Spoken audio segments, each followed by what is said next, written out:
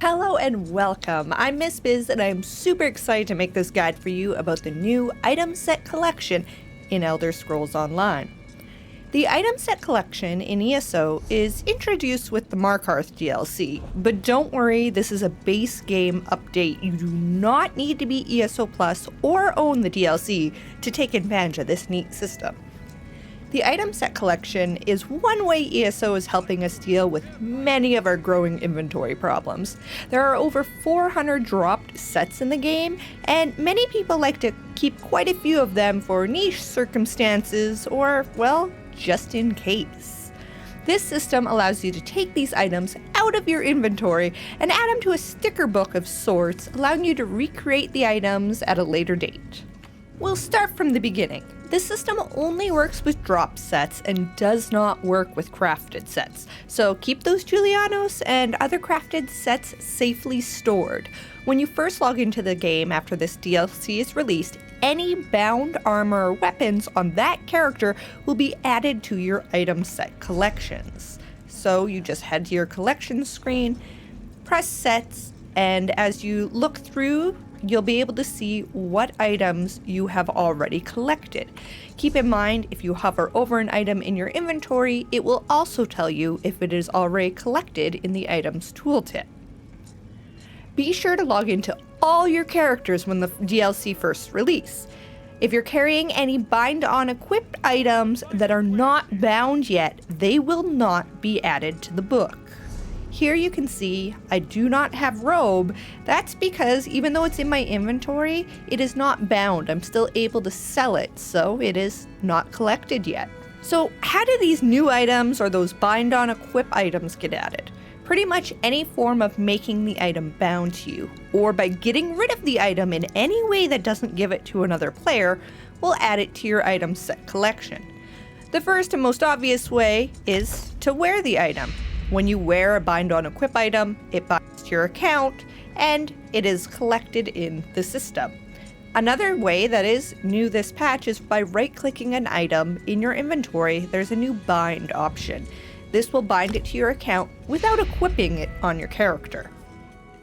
Deconstructing an item will also add it to your item collections. Selling an item to a vendor will add it to your collection screen. Keep in mind, it has to be out of your buyback tab before it actually gets collected, so you need to sell a bunch of other stuff to a vendor. Once it's out of the buyback tab, it'll get collected in your item collection screen. Keep in mind, items that are tradable will not become part of your item set collection until it is bound to you and therefore no longer tradable. This means when you pick up an item in a group dungeon, it will not be added to your collection until the trading timer runs out, or you equip it or destroy it so it becomes bound to you. You cannot trade items within the group to have it added to everyone's collection.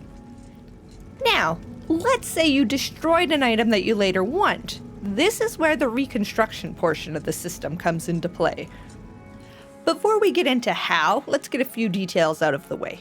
The trait of the item that you use to add it to your item sets collection does not matter. When you go to reconstruct it, you can choose any trait, but you must have researched that trait on the character you're doing the reconstruction with. If you don't know what research is, I do have a guide explaining it. As well, the item will be reconstructed at the level of the character you are on when you're actually reconstructing the item. So if you're on a CP 160 character, you can only reconstruct items that are CP 160. The level of the item that you use to add them to your item book doesn't matter. Any item you reconstruct is bound to you. You will not be able to sell them on the guild store or give them to friends. Now, let's figure out how we actually reconstruct an item. The first thing to do is find a transmute station. Many guilds have these in their guild halls, or your friends might have one in their house, or you can find one in-game inside the Brass Fortress, which is inside Clockwork City. Once you're using the transmute table, be sure to click the Reconstruct tab. This will bring up a very similar screen to when you're looking at your collections. Here you can search by keyword, you can do all sorts of things to actually find the item you're looking to reconstruct. So we had actually destroyed a pair of Mother Sorrow shoes, so we're going to select those. Once we select it, you can choose any trait you want as long as you've researched it on this character, and you can also actually include to make it higher quality than previous. Then you just press R and go ahead and reconstruct the item. Now let's break this down a little bit more. When you're reconstructing an item, it's going to cost you anywhere between 25 and 75 transmutation crystals.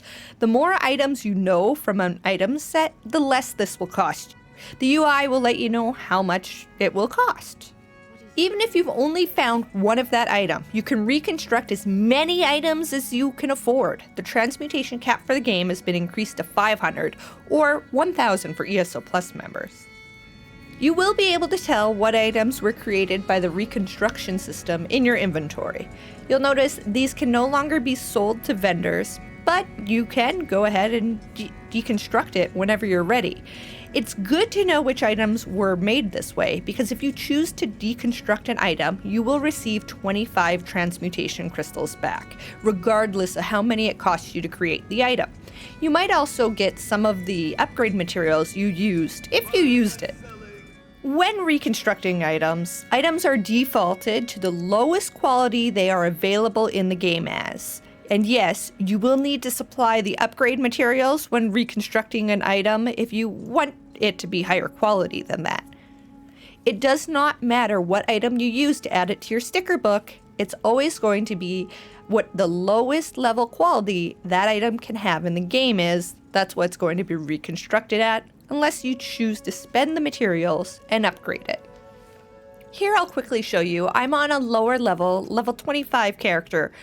Here you can see when I go to reconstruct an item, I can only use a trait that I've actually researched, and it's going to cost me 75 transmute crystals as it's the only item I know, and it will be reconstructed at level 25. If you have any questions about this system, please feel free to comment below, or you can always hit me up on Twitter as well. Thank you so much for watching, and I hope you enjoy this brand new system as much as I do. Bye for now.